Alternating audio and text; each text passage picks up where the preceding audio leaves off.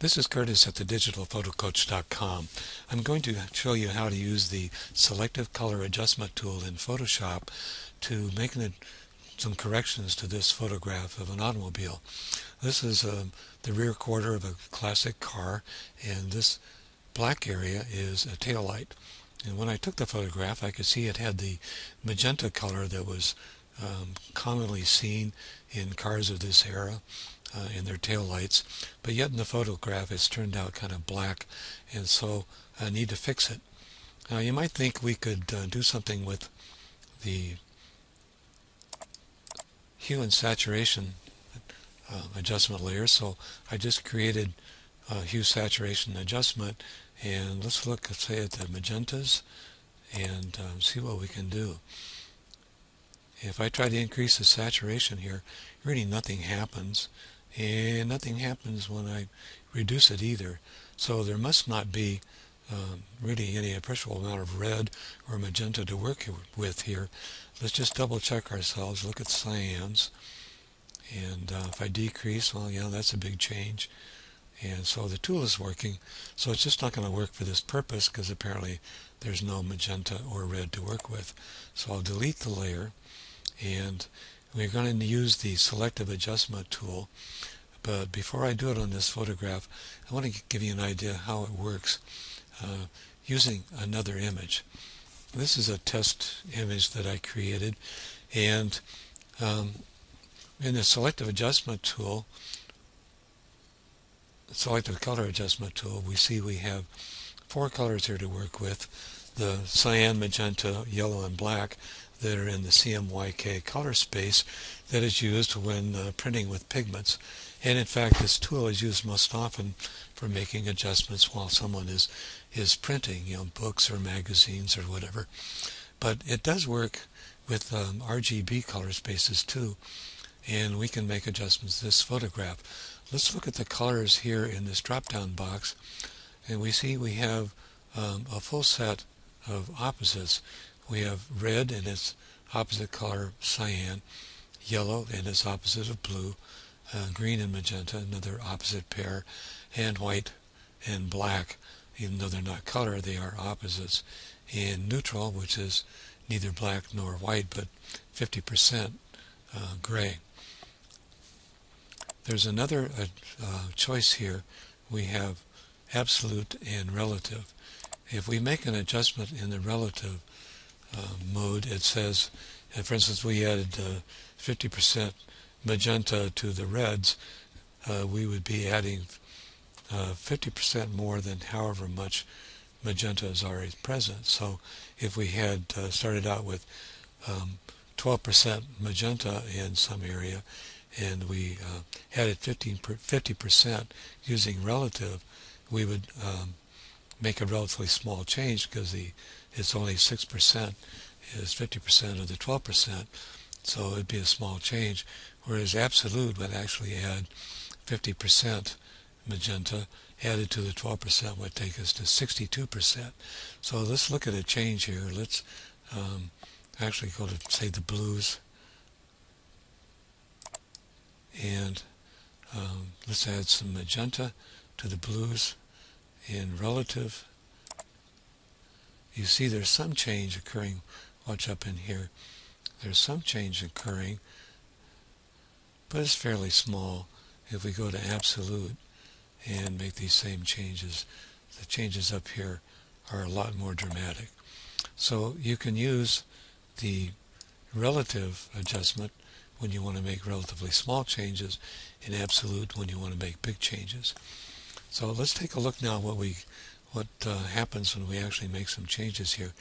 Let's go to the magentas and in absolute and reduce the magentas, and you see that this area here really fades out pretty fast.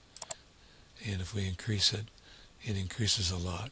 If we go to the blues and mess with the magentas, there's some change occurring. If we work with the blues and reduce the blues, it makes a big change, and the yellows make a change too, but not as much. But the point is, you can selectively add or reduce the amount of a given color in another given color.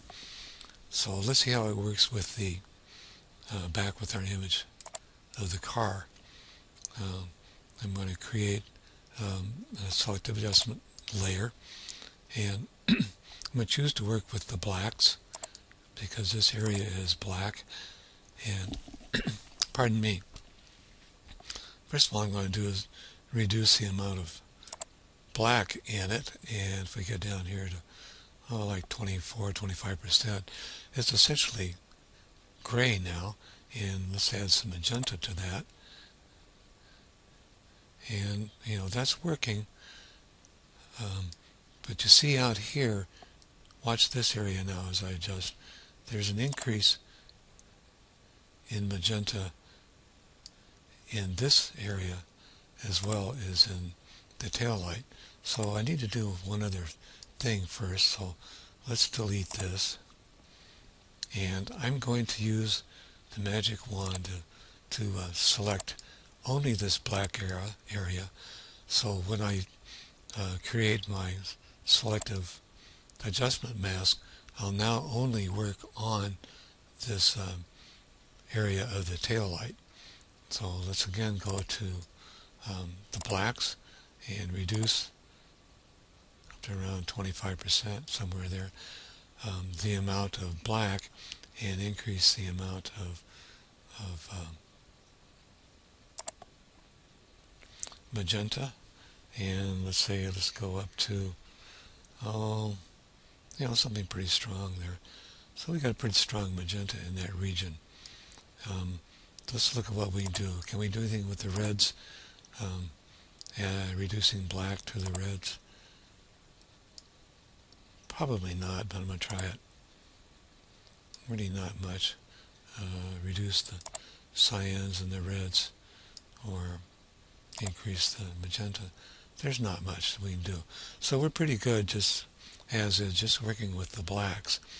And so to recap what we've done here, we can set the reds back to 0 and 0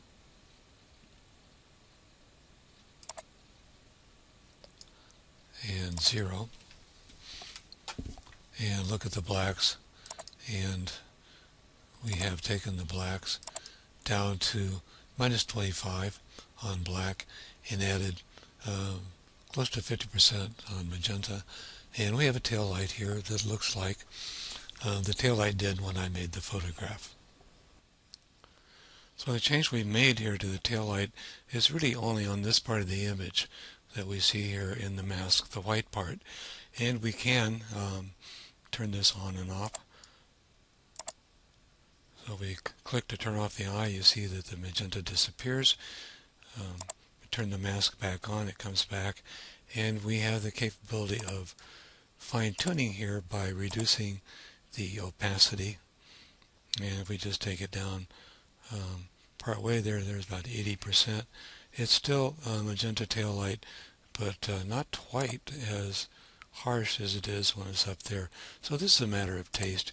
You can adjust down to something you like, and I think we're done. I thank you for your time and attention, and remember that you can always go to the digitalphotocoach.com for other tutorials as well as articles that will help you become a better photographer.